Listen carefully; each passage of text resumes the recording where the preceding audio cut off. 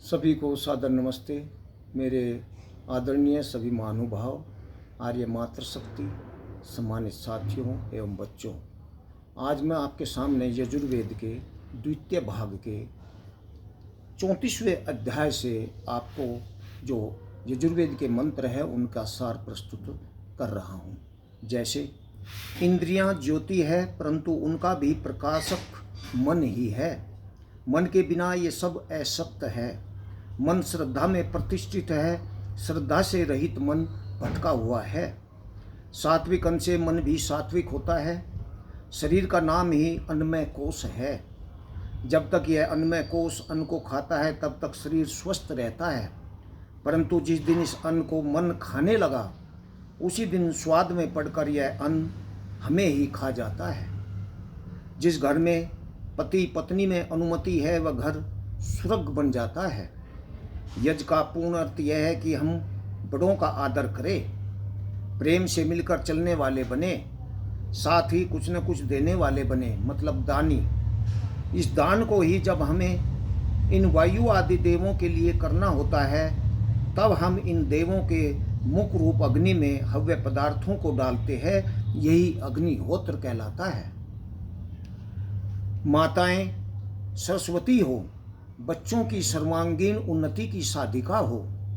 सूर्योदय के समय अग्निहोत्र करना और इस प्रकार स्वास्थ्य आदि उत्तम रत्नों को प्राप्त करना हमारा महान कर्तव्य है। सूर्य अपनी किरणों से स्वर्ण को शरीर में प्रविष्ट करता प्रतीत होता है। उदय और अस्त होता हुआ सूर्य किरणों से कर्मियों का संहार करता है।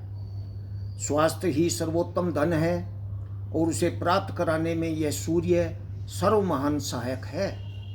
हम सूर्याभिमुख होंगे तो रोग कर्मियों का संहार होगा, हमें स्वास्थ्य रूपी धन की प्राप्ति होगी। दिन में हम आलस्य शून्य होकर विवेक पूर्वक शुभ भावनाओं से युक्त होकर कार्यों में लगे रहे। रात्रि में गाढ़ी नींद में जाकर अशुभ स्वप्नों की आशंका से बचे रहते हैं। सब पिंडों के साथ गति करता हुआ सूर्य एक सौर लोक कहलाता है। यह सारा सौर लोक प्रति सेकंड 12 मील की गति से अंतरिक्ष में आगे और आगे चल रहा है। अस्वस्थ बना देने वाला धन हमें नहीं चाहिए। हमारे धनों में अनाथों, समाज सेवकों व राजा का भोग होना ही चाहिए। सद्ग्रस्त अपने जीवन के मध्याह्न में चल रहा होता है। इसने अपने जीवन में यश और श्री का संपादन करना है। जीवन के सायंकाल में ज्ञान और वैराग्य की साधना करे। वानप्रस्थ को प्रातः सायं कम से कम 1-1 घंटा ध्यान करना ही चाहिए। शेष समय स्वाध्याय में बिताने का प्रयत्न करना वानप्रस्थ का कर्तव्य है। सूर्य जिस प्रकार सब स्थानों से जल ले लेता है, इसी प्रकार हम भी सब स्थानों से अच्छाइयों को लेने का निश्चय करें। ज्ञान की उत्तमता के लिए वीर्य रक्षा आवश्यक है। वीर्य ही ज्ञान अग्नि का ईंधन है। देव पूजा से ज्ञान बढ़ता है। संगतिकरण हमें राग द्वेष से ऊपर उठाता है। दान हमें विषय वासनाओं से बचाकर स्वस्थ बनाता है। शरीर क्या क्या है, मतलब पिंड, यह एक छोटा ब्रह्मांड है और ब्रह्मांड क्या है, यह एक बड़ा पिंड है। शरीर का पति वस्तुतः मैं हूँ। यह मुझे जीवन यात्रा को पूर्ण करने के लिए दिया गया है, परंतु रोग कर्मी इसमें अपना घर कर लेते हैं। वे इसका पति बनना चाहते हैं। इसी प्रकार ईर्ष्या द्वेष के अशुभ विचार मेरे मस्तिष्क के पति बनने का प्रयत्न करते हैं, अतः वे भी मेरे सपतन है। द्युलोक की देवता इंद्र है। पृथ्वी लोक की प्रमुख देवता अग्नि है। मस्तिष्क रूप द्युलोक में ज्ञान का सूर्य चमके, शरीर में अग्नि हो, शक्ति की उष्णता हो। वेदवाणी के अध्ययन का मानव जीवन पर यह प्रभाव पड़ता है कि वह सदा प्रसन्न, गतिशील, बड़ों का आदर करने वाला, क्रियाओं को सुंदरता से करने वाला होता है। पृथ्वी का नाम है अक्षमा।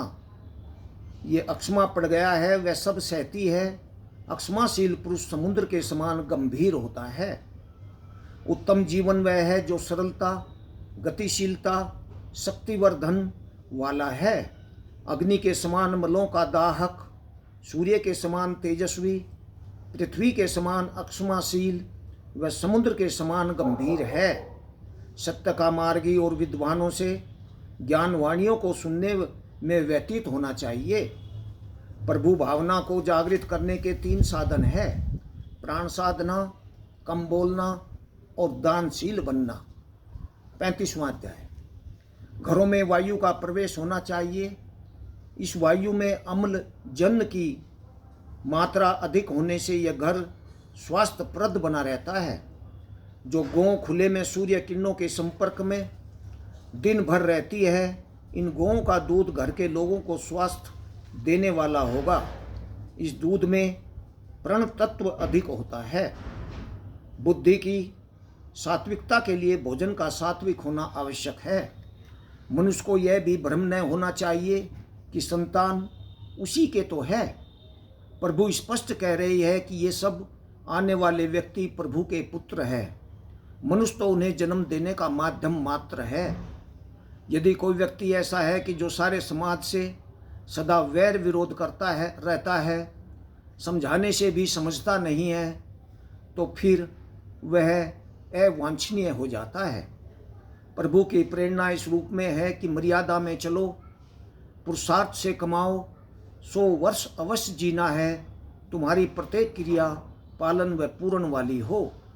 शरीर के मल रोग है, मन के मल राग द्वेष है, बुद्धि का मल कुंठा है।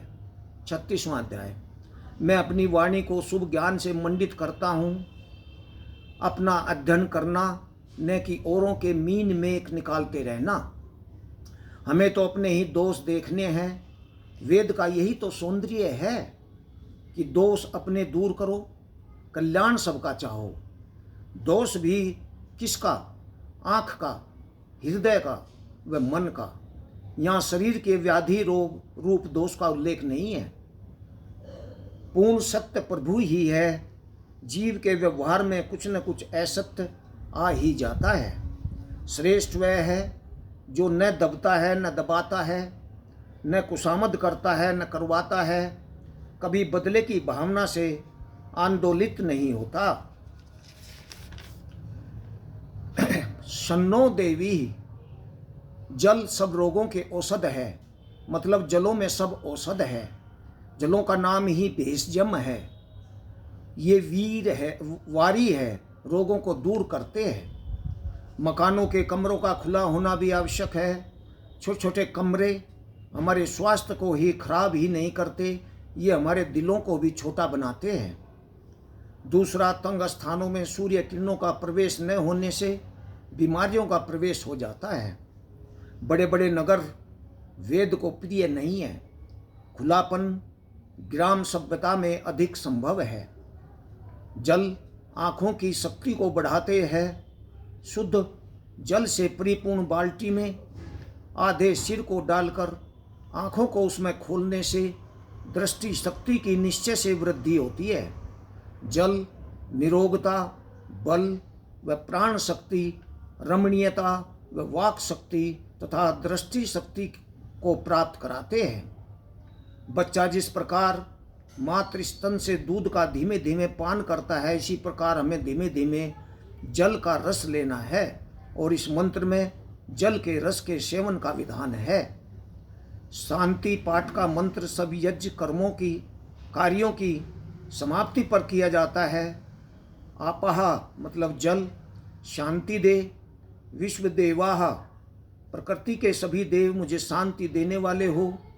ब्रह्म मतलब ज्ञान, सर्वम सब पदार्थ मुझे शांति दे। भोज में मतलब फिस्ट में प्रभु की आवाज़ दब जाती है। भूख मतलब फास्ट में स्पष्ट सुनाई पड़ती है।